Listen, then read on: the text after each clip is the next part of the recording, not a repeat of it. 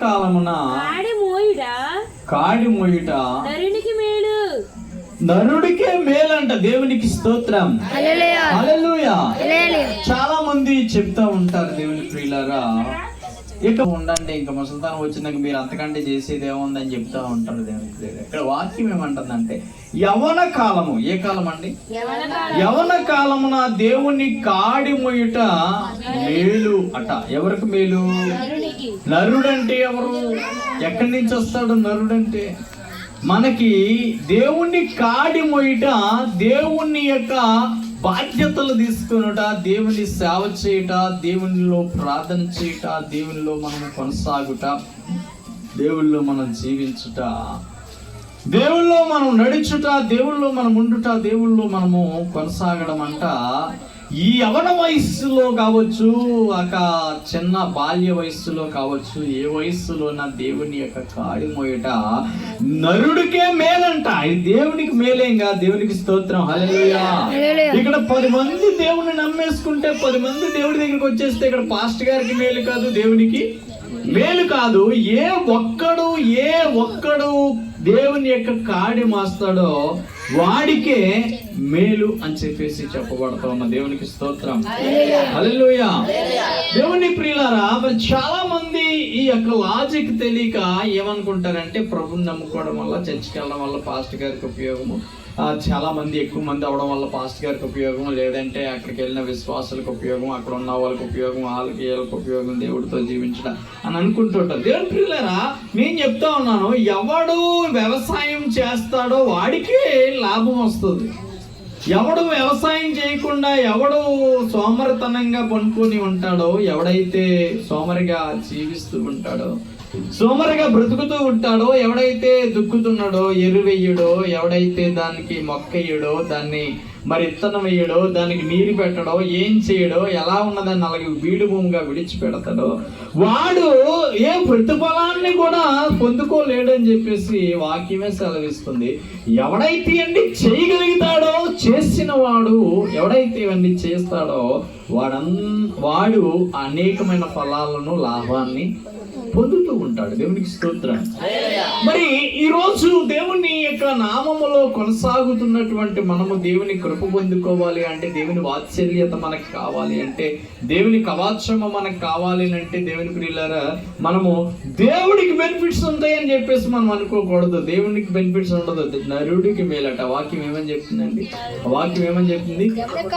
యవన కాలమున కాడి మోయిట నరుడికి మేలు. అంటే ఎవరైతే దేవుని కాడి మోస్తూ ఉంటారో, ఎవరైతే దేవుని కాడి మోస్తూ ఉంటారో వాళ్ళకి మేలు అని చెప్పేసి వాక్యం సెలవిస్తా ఉన్నా. దేవునికి స్తోత్రం, హల్లెలూయా. దీని ద్వారా నువ్వు దేవుడితో నువ్వు కొనసాగడం వలన, దాని వలన నీకే మేలవుతుంది. దేవునికి స్తోత్రం. నా ఇంటంతటిలో నేను ఒక్కడిని ప్రార్థన చేసి, నేను ఒక్కడిని కొనసాగి, నేను ఒక్కడిని జీవిస్తే సరిపోయింది, మిగతా వాళ్ళు వచ్చినా రాకపోయినా, దేవుని మందిరానికి వచ్చినా రాకపోయినా నో ప్రాబ్లం అని అనుకుంటున్నారా మీరు? అని అనుకొని కొనసాగుతున్నారా దేవుని అని అనుకున్నట్లయితే ఖచ్చితంగా మీరు పొరపాటు పడతా ఉన్నట్టు అని చెప్తా ఉన్నాను. అందరూ మొయ్యాలి. దేవునికి స్తోత్రం. అందరూ మొయ్యాలి దేవుని కాడి. అందరూ దేవునిలో కొనసాగుతుంది. అందరూ దేవుళ్ళు మరి ఆ జీవితాల్లో సక్రపరుచుకుంటూ ఉంటే అది ముందుకి వెళ్తా ఉంటది. దేవునికి స్తోత్రం, హల్లెలూయా. ఇప్పుడు ఒకరిలో వాక్యం పని చేసి ఇంకొకరిలో వాక్యం పని చేయలేదనుకోండి, ఉపయోగం ఏమి ఉండదు. ఎందుకు అంటే నువ్వు మాట్లాడేది అవతలకి అర్థం కాదు. ఇప్పుడు ఇద్దరు ఒక దృశ్యాన్ని చూసినప్పుడు ఆ ఇద్దరు ఆ దృశ్యాన్ని చూసిన వాళ్ళు అయితేనే దాని గురించి మాట్లాడుకోవడానికి అర్హులు, దాని గురించి వాళ్ళకి అవగాహన ఉంటుంది. ఒక క్లాస్ పిల్లలు ఇద్దరు ఉన్నప్పుడు, ఆ క్లాస్ లో ఉన్నప్పుడు వారిద్దరూ మాట్లాడుకుంటేనే వారికి అర్థం అవుతుంది ఆ భాష. వేరే క్లాస్ వాడు వచ్చి ఈ క్లాస్ వాడి గురించి మాట్లాడిన భాష ఏమి అర్థం కాదు. ఎందుకు అర్థం కాదంటే వారు ఒక క్లాసులో, అలాగే యేసు క్లాసులో మనం ఉన్నట్లయితే యేసే అనేటువంటి క్లాసులో మనం కొనసాగుతున్నట్లయితే, యేసే అనేటువంటి జీవితంలో మనం వెళ్తున్నట్లయితే, ఆ కాడిని మోస్తున్నట్లయితే, దేవుని కాడిలో మనం ఉన్నట్లయితే, దేవుని ప్రియులారా, దేవుని ప్రయాణంలో మనం ఉన్నట్లయితే, ఈ తద్వారా నువ్వు నేర్చుకున్నది ఏంటి అంటే నీకే మేలు. స్తోత్రం. ఎవరికి మేలండి?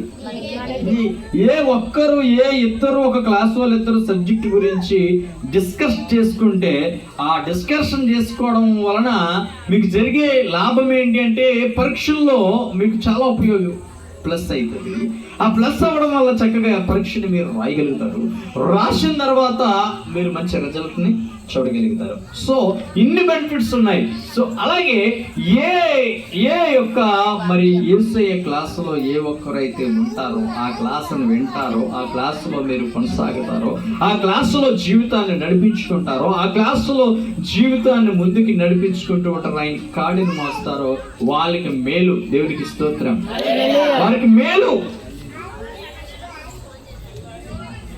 యేసయ్య కృప పొందుకొని ఆయన ఎడతెగక వాత్సల్యత నీ పైన చూపుతున్నటువంటి దేవునికి, ఆయన వాత్సల్యతను మన పైన ఉంచినటువంటి దేవునికి, ఆయన కాడి మోయటాన్ని యవన కాలమందు అది నీకు మేలు కలుగుతుంది. మేలు కలుగుతుంది. ఆయనలో కొనసాగడం వలన, ఆయనలో జీవించడం వలన, ఆయనలో బ్రతకడం వలన, దాని వలన నీకేం కలుగుతుందండి? మేలు కలుగుతుంది. దేవుని నామాన్ని మహిమ కలుగును. హల్లెలూయా, హల్లెలూయా.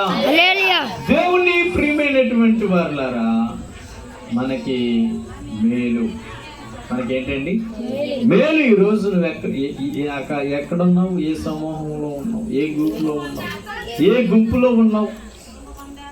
ఏ గుంపులో ఉన్నావు ఈరోజు? ఏ గ్రూప్లో ఉన్నావు? ఏ సమూహంలో ఉన్నావు? ఏ సైన్యంలో ఉన్నావు? ఇశ్రాయేలీయుల ప్రజలారా, మీరు అరణ్య మార్గములో ప్రయాణము చేస్తున్నటువంటి ప్రజలారా, ఏంటండి అరణ్య మార్గములో ప్రయాణం చేస్తున్న నరులారా, మీరందరికీ మేలు కలిగింది. దేవునికి స్తోత్రం. హల్లెలూయా. ఎవరందరికీ మేలు కలిగింది? ఎవరు ఐస్ క్రీమ్ తీసుకుంటే వాళ్ళు తింటారు. అంతేనా అండి? అంతేనా? ఒక టోకెన్ తెచ్చుకున్నవాడు ఒకటే ఐస్ క్రీమ్. స్తోత్రం. ఎవరు ప్లేట్ పెట్టుకుంటే వారికి ఆనందం. ప్రియమైనటువంటి వాళ్ళారా, నువ్వు దేవుణ్ణి కాడి మోయిచున్నటువంటి నీకు మేలు. మీరు ధన్యులు అంటారు. ఏమంటాడండి ఆ వాక్యాల్లో? చూడండి 23వ వచనంలో ఎక్కడ ఉంటుంది? అనుదినము నూతనముగా ఆయన వాత్సల్యత పుట్టుచున్నది. నువ్వు ఎంతైనా నమ్మదగిన వాడవు. యెహోవా నా భాగమని నమ్మిక ఎంచుకొనిచున్నాడు. యెహోవా నా భాగమని అనుకొనిచున్నాను. అనుకొనెత్తవా? చదవండి. యెహోవా నా భాగమని నేను అనుకొనిచున్నాను. దేవుడు నా భాగమని నేను అనుకుంటున్నాను. ఆయన యందు నేను నమ్మిక ఉంచుచున్నాను. దేవుని యందు నమ్మిక ఉంచాను. ఆయన తన్ను ఆశ్రయించు వారి ఎడల యెహోవా దయాళుడు. తన్ను ఎదుగు వారి ఎడల ఆయన దయ చూపువాడు. నరులను ఆసక్తి కలిగి యెహోవా అనుగ్రహించును. రక్షణ కొరకు ఓపికతో కనిపెట్టుట మంచిది. ఆయన దయ చూపేవాడు. ఎవరి మీద దయ చూపుతాడంట? నమ్మిక ఉంచిన వారి ఎడల ఏం చేస్తాడంట? ఆయనండి దయ చూపిస్తాడు. దేవునికి స్తోత్రం. ఏముండాలి మనకి? ఏముండాలి? నమ్మకం ఉండాలి. బలా నమ్మకమైన దాసుడా అని దేవుడు పలకాలి. బలా నమ్మకమైన దాసురాలా అని దేవుడు పలకాలి. బలా నమ్మకమైన బిడ్డ అని దేవుడు పలకాలి. నీ ఎడల దేవునికి స్తోత్రం. హల్లెలూయా, హల్లెలూయా. నువ్వు ఏ గ్రూప్ లో ఉన్నావో, ఏ గ్యాంగ్ లో ఉన్నావో, నువ్వు తాగుబోతు బ్యాచ్ లో ఉన్నావో, తిరుగుబోతు బ్యాచ్ లో ఉన్నావో, హత్య చేసే బ్యాచ్ లో ఉన్నావో, చెడు పనులు చేసే బ్యాచ్ లో ఉన్నావో, దేవుని బ్యాచ్ లో ఉన్నావో, దేవుని సైన్యంలో ఉన్నావో, దేవుని గ్రూపులో ఉన్నావో, దేవుని గుంపులో ఉన్నావో, ఏ గుంపులో ఉన్నావో నువ్వు డిసైడ్ చేసుకో. ఆ గుంపులో ఏ గుంపు నువ్వు ఉండేటువంటి గుంపు, నువ్వు మాట్లాడేటువంటి గ్రూపు ఎక్కడ ఉంది, ఏ గ్రూపులో ఉన్నావో ఒక్కసారి నువ్వు యోచన చేసి చూసుకున్నట్లయితే, నమ్మిక ఉంచినట్లయితే, ఆ నమ్మకము నిన్నేం చేస్తా ఉంటదంటే, ఆ నమ్మకం నిన్నేం చేస్తా ఉంటదంటే దేవుని ప్రియులారా, దేవుడు దయ చూపే రేంజ్కి తీసుకెళ్తాం. దేవునికి స్తోత్రం. ఎడతెగక వాత్సల్యత చూపేటువంటి ఆ పరిస్థితిని నీకు ఏర్పరుస్తూ ఉంటాడు. దయ చూపించేవాడు నీ ఎడల ఆయన దయ చూపిస్తాడు. దేవుని దయ నీ ఎడల వచ్చిందంటే అసమస్య కాదు. దేవునికి స్తోత్రం. ఇక్కడ ఉన్నటువంటి ప్రజలారా, దేవుని దయ కావాలి మనిషికి. ఎవరి దయ కావాలంటే దేవుని దయ కావాలి, మనుషుల దయ కాదు. దేవుని దయ కావాలి మనకి. దేవుని దయ చాలా అవసరం. దయ చూపువాడు ఎవరండి? అయినా దయ చూపించేవాడు. దయ చూపించేవాడి మీద నువ్వేం పెట్టుకోవాలి? నమ్మకం ఉంచాలి.